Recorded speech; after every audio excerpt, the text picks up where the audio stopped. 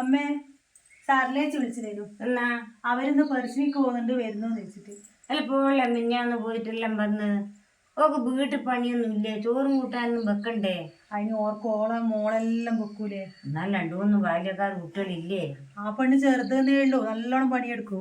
അതാ പറഞ്ഞ് പെമ്മക്കൾ ഉണ്ടായി കഴിഞ്ഞാൽ അമ്മ പോയിട്ട് വരുമ്പോഴെല്ലാം പണിയും എടുക്കും. അത് വേറെ ഒരു കോണാന്ന് അമ്മമാർക്ക്. അത് ശരിയാണ്. അതൊരു ശരിയുമല്ല. പെമ്മക്കള് മാത്രല്ല ആമക്കും അമ്മമാരെ അടുക്കളയിൽ സഹായിക്കാൻ പറ്റും. അമ്മമാർക്ക് സഹായിക്കുന്ന ഒരു മോനെ കണ്ടാ മതി.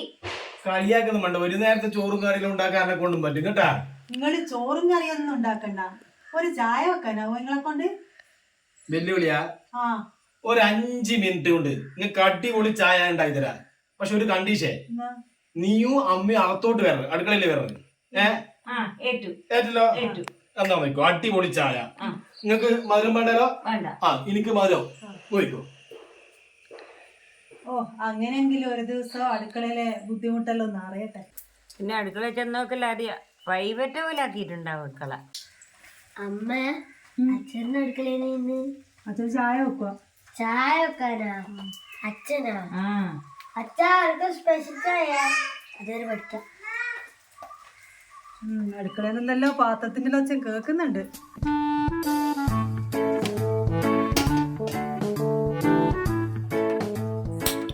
എല്ലപ്പ 5 മിനിറ്റ് 1/2 മണിക്കൂർ ചായ വെക്കാൻ പോയിട്ട്.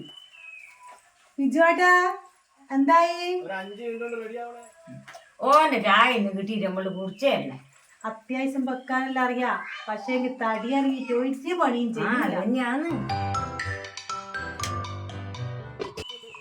പേരൊന്നുമില്ല, നിറച്ചും താരനുണ്ട്.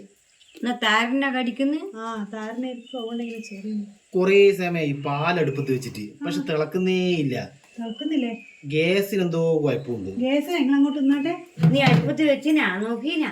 അടുപ്പത്ത് വെച്ചിട്ട് പാലിന് പഞ്ചസാരയും ചായപ്പൊടിയും ഇട്ടു. ഇനി തിളക്കേണ്ട ഒറ്റ ഇതേ ഉള്ളൂ. നോക്കാം.